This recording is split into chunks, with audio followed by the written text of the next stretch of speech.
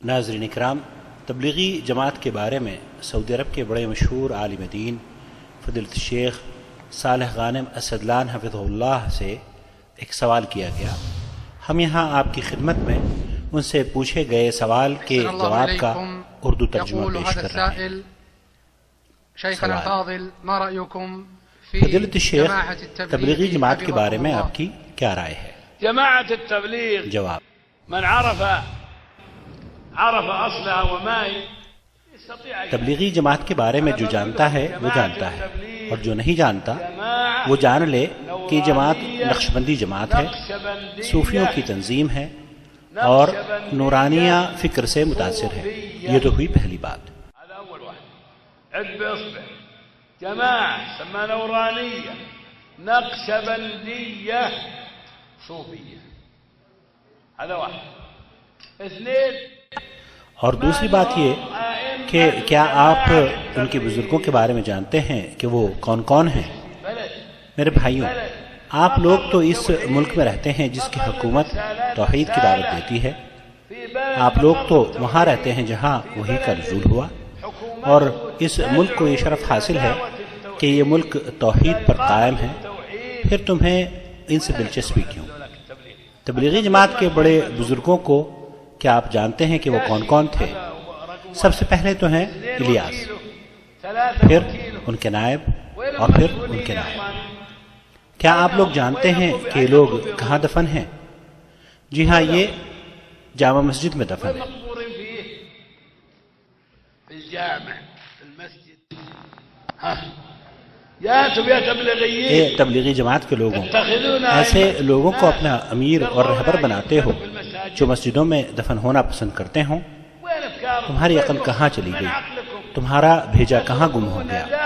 تمہاری سوچ و فکر کو کیا ہو گیا کہ تم شیخ محمد ابن عبد الوہاب جیسے شخص کی دعوت جو توحید اور تحقیق کی دعوت ہے، اس کو چھوڑ کر ایک ایسی دعوت کی طرف مائل ہوئے ہو جو صوفیوں کی نقشبندی فکر سے جڑی ہوئی ہے اور تمام کی تمام خرافات پر مبنی ہے۔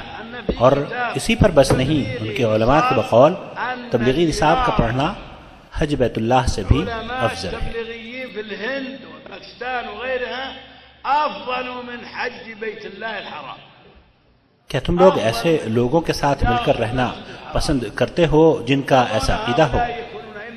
ہمارے یہاں تو ان تبلیغی جماعت کے لوگوں کو ہم لوگ مشاورتی کمیٹی میں ہر ہفتے پیر کے دن دو کر کے بلاتے ہیں، اور وزیر داخلہ امیر نائف کے بموجب حکم ان سے تعہد لیتے ہیں، یہ عہد و پیما لیا جاتا ہے کہ تم اس تبلیغی جماعت کا بائیکاٹ کرتے ہو یا نہیں، انہیں ناپسند کرتے ہو یا نہیں، اور ان سے یہ بھی وعدہ لیا جاتا ہے کہ ان کے ساتھ کبھی نکلو گے یا نہیں، اور یہ بھی کہ انہیں اپنے گھروں میں داخل کرو گے یا نہیں، اور نہ ہی ان کی کسی طرح کی مہمان نوازی کرو گے۔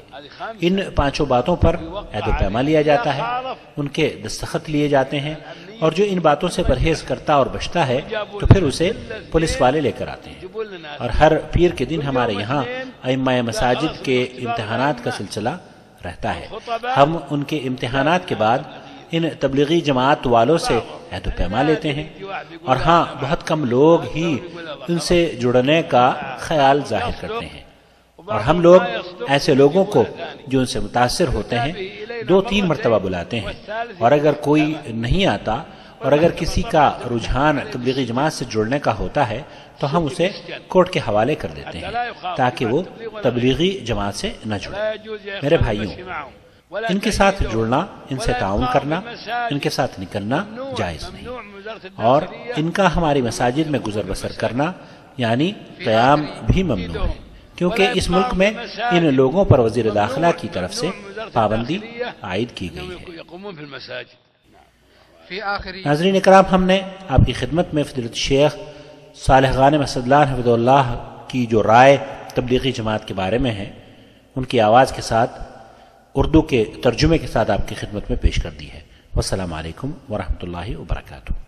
اللہ ولی الذین آمنوا یخرجهم من الظلمات إلى النور والذين كفروا أولياؤهم الطاغوت يخرجونهم من النور إلى الظلمات أولئك أصحاب النار هم فيها خالدون